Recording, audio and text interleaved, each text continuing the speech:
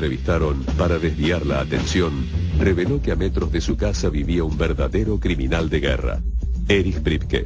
¿No es cierto? Porque una cadena televisiva norteamericana vino a la Argentina a buscarlo a Reinhard Kops, como un nazi que vivía oculto en Argentina, y cuando lo acostan a Reinhard Kops con una cámara y un micrófono en la calle, dice: no, pero no me busquen a mí, aquí vive Erich Priebke, que es mucho más criminal que yo. En Bariloche, Priebke reconoció haber asesinado a 2 hombres en la masacre de las fosas ardeatinas cumpliendo órdenes. Fue detenido. Italia pidió la extradición del criminal de guerra y en noviembre de 1995 fue trasladado a Roma para ser enjuiciado.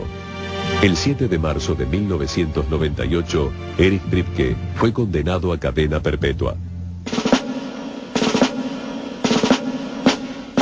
Joseph Mengele estudió medicina. En 1938 se alistó en las SS y fue destinado al campo de concentración de Auschwitz como médico en jefe. Allí se dedicó a sus terribles experimentos para mejorar la raza aria. Una de sus principales obsesiones era lograr que los alemanes procrearan más de un hijo por vez. Bajo su atenta supervisión, fueron asesinados más de 400.000 prisioneros judíos. Horas antes de que el ejército ruso llegara a Auschwitz, Mengele huyó, pero fue detenido el 15 de junio de 1945 por las tropas aliadas. Sin embargo, se mimetizó entre 10.000 militares alemanes prisioneros y accidentalmente fue liberado. Vivió escondido y con nombre falso en Alemania hasta 1949, cuando escapó a Italia. Allí consiguió documentos de la Cruz Roja y se embarcó en Génova. Llegó a Buenos Aires el 20 de junio de 1949 con el nombre de Helmut Gregor.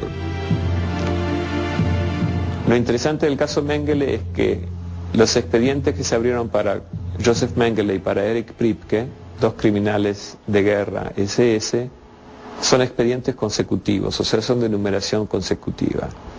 Con lo cual, claramente fueron abiertos en un mismo momento por una misma persona, aunque los 2 llegaron en barcos diferentes, en años diferentes. Entonces, eso es la demostración de que aquí había un plan organizado que se dedicaba a rescatar criminales SS.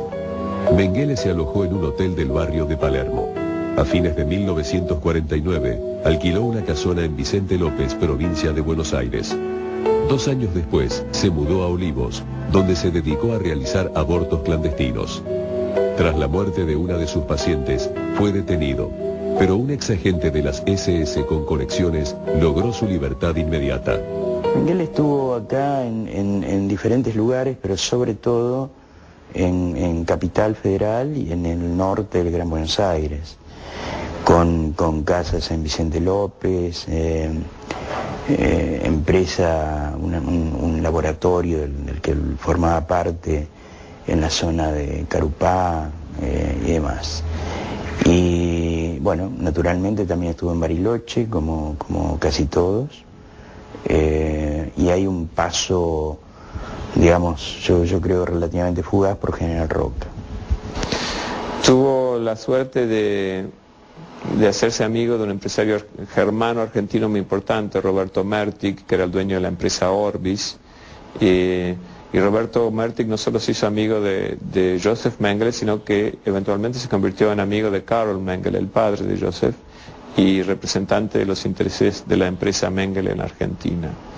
De allí en más, bueno, Mengele empezó a vivir públicamente bajo su propio nombre, inclusive la embajada alemana le emitió un pasaporte bajo su propio nombre de Joseph Mengele. El rumor sobre un encuentro entre el entonces presidente de la Argentina, Juan Perón, y el criminal de guerra nazi Joseph Mengele se convirtió en una certeza.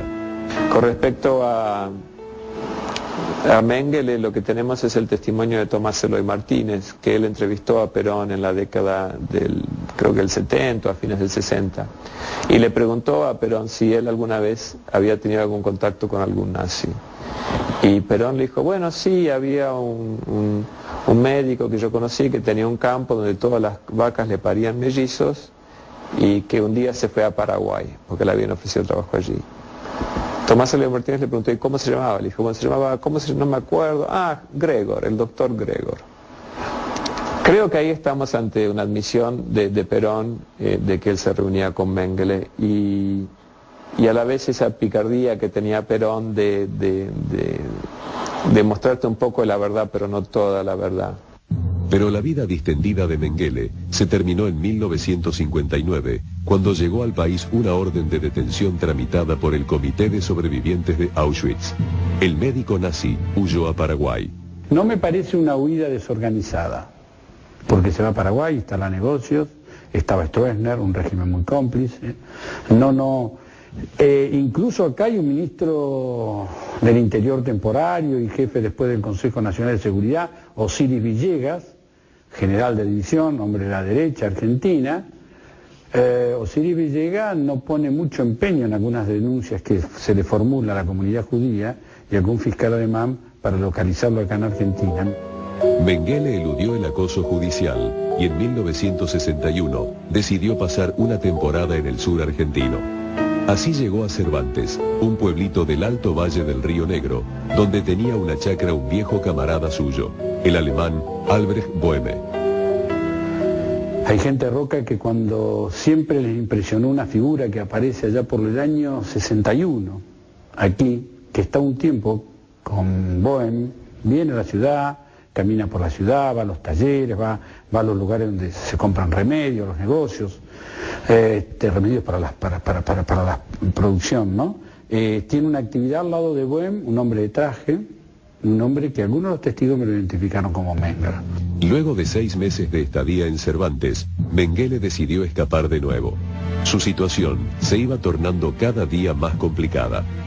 Mengele se va de Argentina porque empezaban a cerrar el cerco sobre él, había más pedidos de extradición, empieza a ocuparse un juez federal acá en la Argentina, ubican algunos domicilios donde él había estado y bueno, es como que estaban cada vez más cerca, ¿no? Y sale con la ayuda de un sacerdote, sale a Uruguay, de ahí a Paraguay, y después va a terminar en Brasil, ¿no? Joseph Mengele estuvo 18 años en Brasil. El 7 de febrero de 1979, mientras nadaba tranquilamente en una playa al sur de San Pablo, sufrió un infarto y murió. Ante el pedido de la justicia alemana y estadounidense, en 1985, las autoridades brasileñas exhumaron los restos de su tumba. Se van a la tumba, sacan los restos en junio y un mes y medio después se sabe que es Mengele. Ahí termina la historia de Mengele en Brasil, con un infarto en una playa. Y 6 años más de clandestinidad de su cadáver.